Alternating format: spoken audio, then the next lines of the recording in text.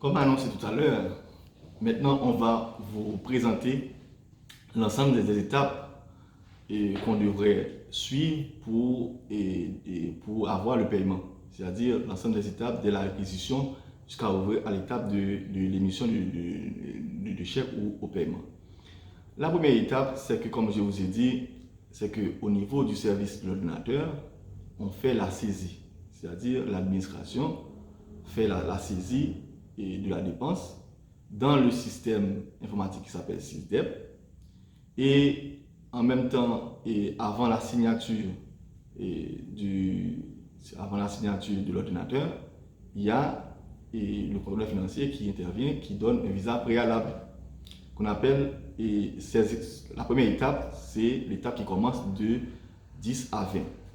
Maintenant, l'étape 30, c'est-à-dire que l'ordinateur signe la dépense, signe la réquisition, c'est-à-dire ordonne la dépense.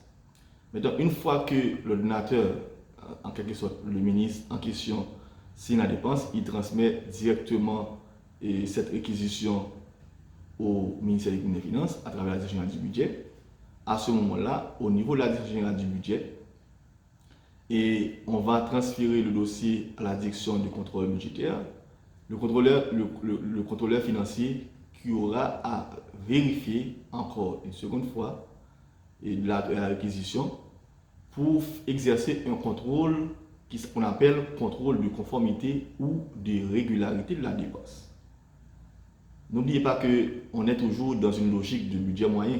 Et le budget moyen ne parle pas de l'aspect efficacité, ne parle pas de l'aspect efficience des dépenses publiques. Le budget moyen, ça concerne uniquement le taux et le budget alloué, la capacité d'absorption de l'institution du budget, le taux d'absorption. Parce qu'on aura à vous entretenir plus tard l'apport du budget programme, quelles sont les nouveautés ou l'évolution du travail du contrôleur financier et du comptable public. Mais pour l'instant, le comptable public, le contrôleur financier exerce un contrôle de conformité et de régularité. Maintenant, une fois que tout est OK, maintenant on transmet et le dossier passe automatiquement à l'étape 40-45 et pour être transféré à la direction générale du Trésor. Maintenant, la direction du Trésor qui va préparer le chèque ou le paiement. Et c'est le comptable public qui va s'en charger pour payer la dépense. Une fois que tout est OK, le comptable public devra aussi exercer un travail de conformité et de régularité. Et si tout est OK, il peut en quelque sorte payer la dépense publique. Comme je vous ai dit, les motifs d'une réquisition, quelques motifs de non-autorisation d'une dépense ordonnancée à partir d'une réquisition. Il peut y avoir, par exemple, pour une dépense publique, le contrôleur financier ne donne pas son visa, ou bien le comptable public ne signe pas. Donc, quels sont les motifs qui peuvent justifier la non-signature du contrôleur financier ou bien la non-signature du comptable public au niveau d'une réquisition ou d'une dépense publique? Par exemple, l'insuffisance de crédit. Si l'institution n'a pas suffisamment de crédit, eh bien, le contrôleur financier ne peut pas autoriser. Par exemple, un NIF incorrect. Donc, un NIF, si le NIF est incorrect, on ne va pas payer. Par exemple, le montant de réquisition qui est différent à celui des pièces justificatives. Si le montant de la réquisition est différent par rapport aux pièces justificatives soumises par le demandeur, donc on ne va pas payer. Pièces justificatives insuffisantes. Autre élément, mauvaise imputation de la dépense. C'est-à-dire que si, par exemple, si on avait prévu la dépense pour une dépense d'investissement, on ne peut pas payer un fonctionnaire dans la dépense d'investissement. Donc la loi est très claire, l'imputation de la dépense, c'est-à-dire qu'à chaque dépense donnée, on ne peut pas payer pour autre chose. Si on avait prévu la dépense pour l'achat d'un véhicule, eh bien on doit acheter un véhicule, on ne va pas payer un fonctionnaire avec cet argent. Il y a aussi absence de contrat de service, ou du moins si aussi la Cour supérieure des comptes n'a pas approuvé. Comme dans la loi, vous allez voir que la Cour supérieure des comptes doit donner son avis sur tous les contrats publics, sur tous les contrats publics. C'est-à-dire que si la Cour supérieure des comptes ne donne pas son avis ou n'approuve pas, le contrôleur financier ou le comptable public peut hésiter ou ne pas payer parce que n'oubliez pas que le comptable public sera redevable par devant la Cour. C'est-à-dire que si le comptable public signe pour une dépense qui est mal engagée, qui est mal ordonnancée, qui est mal liquidée, à ce moment-là, c'est le comptable public qui va restituer l'argent.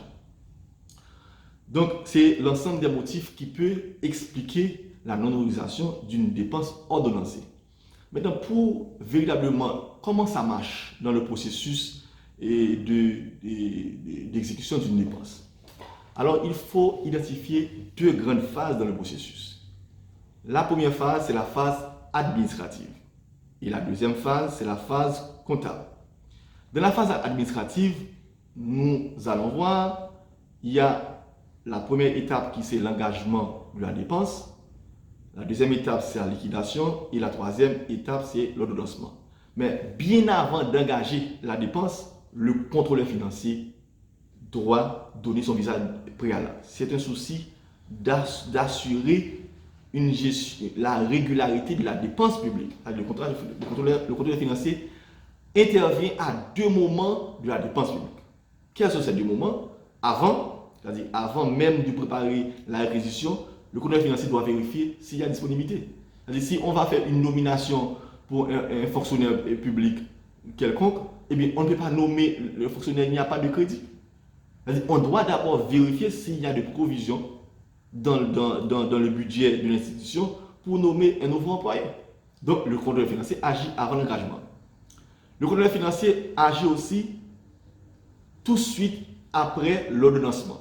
C'est-à-dire que une fois que l'ordonnateur engage la dépense et on évalue le montant exact, c'est-à-dire la liquidation de la dépense, maintenant on donne l'ordre de payer.